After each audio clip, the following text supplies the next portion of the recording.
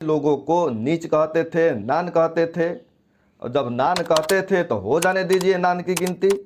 इस देश में गृह गणना हो जाती है, जानवरों की गणना हो जाती है, मगर इंसानों की जाति की गणना नहीं होती। पूरे भारत के पिछड़े व बहुजन नेताओं को जातिवार जनगणना रथ निकालकर जातिवार जनगणना के लिए आंदोलन करना चाहिए। भाजपा सरकार के लिए धर्म की राजनीति सही है तो बिहार सरकार के लिए जाति की भी राजनीति सही है।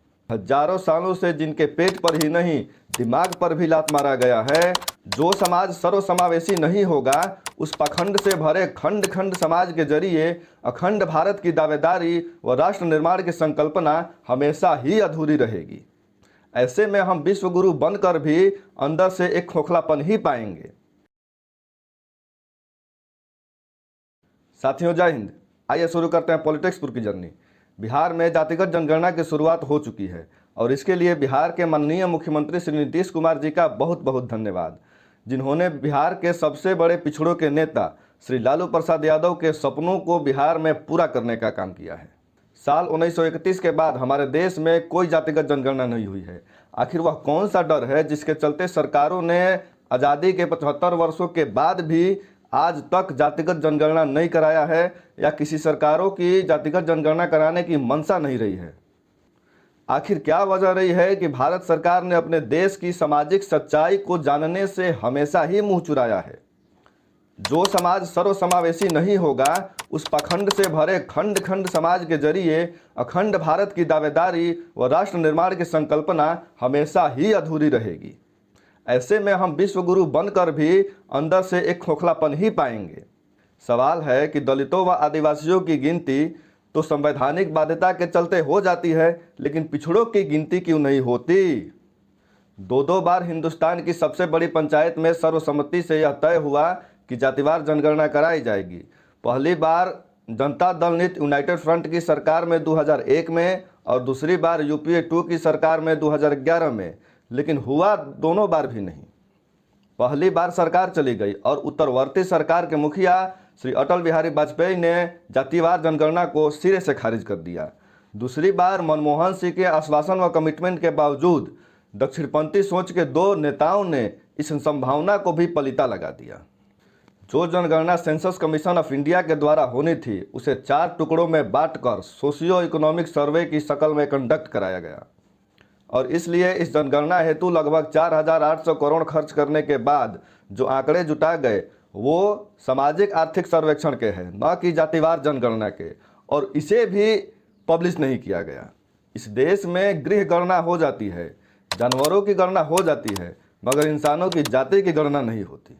जानवरों की जाति जैसे गाय, भैंस, भेड़, बकरी, मछली, इन सब की गणना हो जाती है, मगर इंसानों की जाति की गणना नहीं होती। जातिगत जनगणना न कराने के पीछे डर व साजिश को समझिए। जैसे ही सही आबादी सामने आ जाएगी, दलितों व आदिवासियों का राजनीतिक प्रतिनिधित्व बढ़ाना पड़ेगा और ये लोग ये चाहते नहीं हैं, इसीलिए अकलियतों की सही आबादी को सामने नहीं लाना चाहते हैं।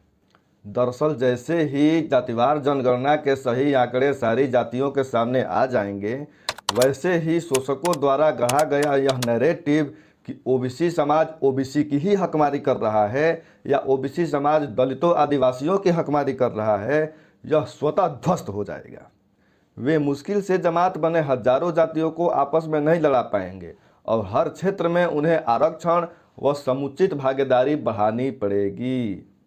पूरे भारत के पिछड़े व बहुजन नेताओं को जातिवार जनगणना रथ निकालकर जातिवार जनगणना के लिए आंदोलन करना चाहिए।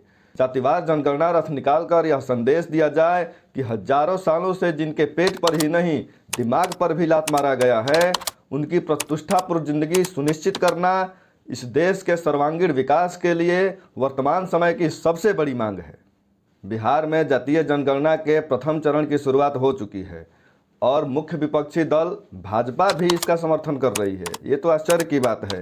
केंद्र में सत्तासीन भाजपा सरकार जातिवार जनगणना नहीं करा रही है और बिहार में विपक्ष में बैठी भाजपा सरकार जातिवार जनगणना का समर्थन कर रही है।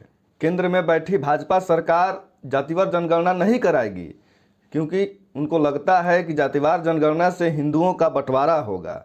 हाँ, लेकिन धर्म के बंटवारा करेगी, हिंदू मुस्लिम करके धर्म की राजनीति करेगी। मुझे लगता है कि भाजपा सरकार के लिए धर्म की राजनीति सही है तो बिहार सरकार के लिए जाति की भी राजनीति सही है। और जातिवार जनगणना बिहार सरकार के लिए राजनीति नहीं है बल्कि पिछड़ों के उत्थान के लिए उठाया गया एक अहम कदम है। आप धर्म की राजनीति करेंगे, धर्म के नाम पर हिंदुओं को डराएंगे, मुस्लिमों की संख्या को बढ़ा चढ़ाकर बताकर अपनी राजनीतिक स्वार्थ साधेंगे, लेकिन जो लोग जातिवार जनगणना करा रहे हैं उन्हें आप जातिवादी करार दे देंगे। ये क्या है भाई? आप जातिवार जनगणना इसलिए नहीं करा रहे हैं कि आपके जाति का मुख्य आधार हिंदुत्व है, धर्म की राजनीति है। वो धर्म नहीं जो हमारे वेदों में लिखा गया है, सनातन संस्कृति है, बल्कि वो धर्म जो केवल आपका राजनीतिक स्वार्थ साधता है।